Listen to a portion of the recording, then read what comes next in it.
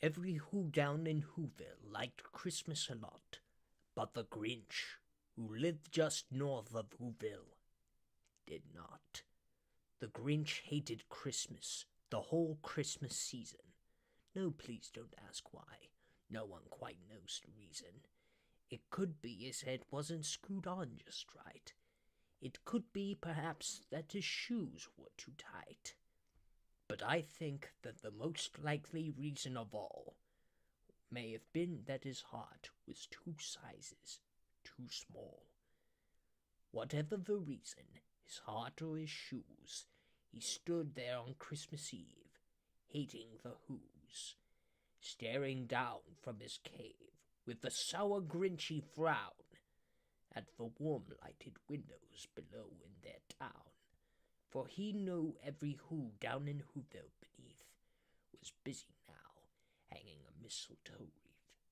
"And they're hanging their stockings," he snarled with a sneer. "Tomorrow is Christmas. It's practically here." Then he growled with his Grinch fingers nervously drumming, "I must find some way to stop Christmas from coming." For tomorrow he knew all the Who girls and boys would wake bright and early. They'd rush for their toys, and then, over noise, noise. That's one thing he hated, the noise. Then the Who's, young and old, would sit down to a feast, and they'd feast, and they'd feast, and they'd feast. They would feast on Who pudding and rare Who roast beast, which was something the Grinch couldn't stand in the least. And then they'd do something he liked least of all. Every Who down in Whoville, the tall and the small, would stand close together, with Christmas bells ringing. They'd stand hand in hand, and the Who's would start singing.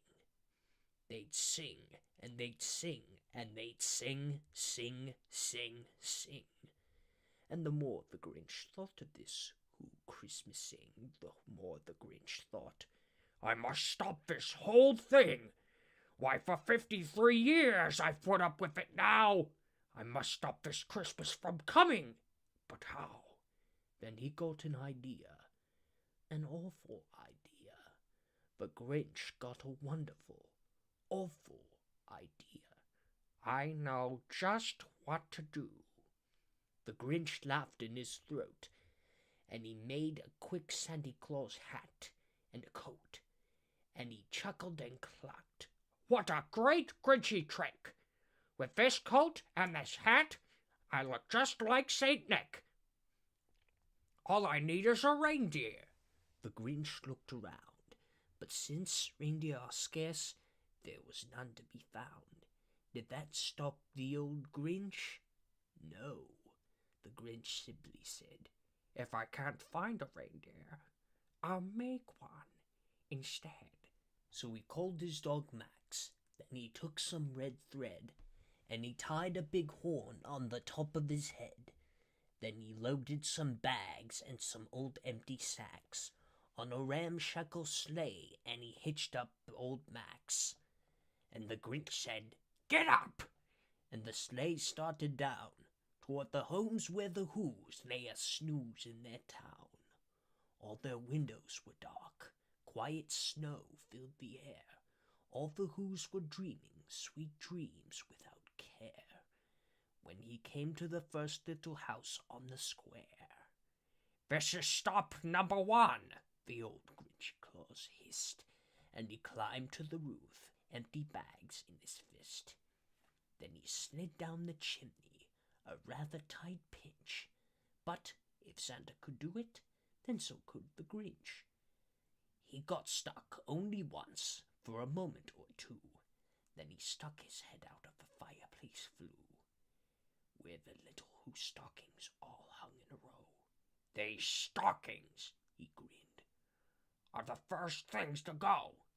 Then he slithered and slunk, with a smile most unpleasant, around the whole room, and he took every present, popguns bicycles, roller skates, drums, checkerboards, tricycles, popcorn, and plums, and he stuffed them in bags. Then the Grinch very nimbly stuffed all the bags, one by one, up the chimney. Then he slunk to the icebox. He took the Who's Feast. He took the Who Pudding. He took the roast beast. He cleaned out that icebox as quick as a flash. Why, that Grinch even took their last can of Who hash.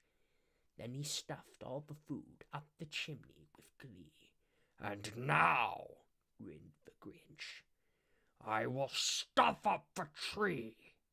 And the Grinch grabbed the tree, and he started to shove, when he heard a small sound like the coo of a dove. He turned around fast, and he saw a small Who, little Cindy Lou Who was not more than 2. The Grinch had been caught by this tiny Who daughter, who'd got out of bed for a cup of cold water. She stared at the Grinch and said, Santa Claus, why?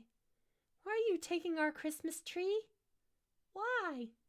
But you know, that old Grinch was so smart and so slick. He thought up a lie, and he thought it up quick. Why, my sweet little tot, the fake Santa Claus lied. There's a light on this tree that won't light on one side. So I'm taking it home to my workshop, my dear. I'll fix it up there, then I'll bring it back here. And his fib fooled the child. Then he patted her head, and he got her a drink, and he sent her to bed. And when Cindy Lou Who went to bed with her cup, he went to the chimney and stuffed the tree up. Then the last thing he took was the log on their fire. Then he went up the chimney himself, the old liar. On their walls he left nothing but hooks and some wire. And the one speck of food that he left in the mouse was a crumb that was even too small for a mouse. Then he did the same thing to the other Who's houses, leaving crumbs much too small for the other Who's mouses. It was 1:15, all the Who's still abed, all the Who's still a snooze, when he picked up his sled, packed it up with their presents, the ribbons, the wrappings, the tags, and the tinsel, the trimmings, the trappings. 3,000 feet up the side of Mount Crumpet, he rode with his load to the tip-top to dump it. Pull, pull to the Who's, he was grinchishly humming. They're finding out now that no Christmas is coming. They're just waking up. I know just what they'll do. Their mouths will hang open a minute or two. Then the Who's down in Whoville will all cry, boo-hoo. That's a noise, grinned the Grinch, that I simply must hear. So he paused, and the Grinch put his hand to his ear, and he did hear a sound rising over the snow. It started in low, then it started to grow. But the sound wasn't sad. Why, this sound sounded merry. It couldn't be so, but it was merry, very. He stared down at Whoville. The Grinch popped his eyes. Then he shook. What he saw was a shocking surprise. Every Who down in Whoville, the tall and the small, was singing without any presents at all.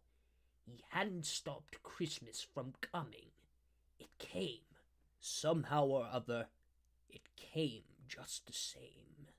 And the Grinch, with his Grinch feet ice cold in the snow, stood puzzling and puzzling.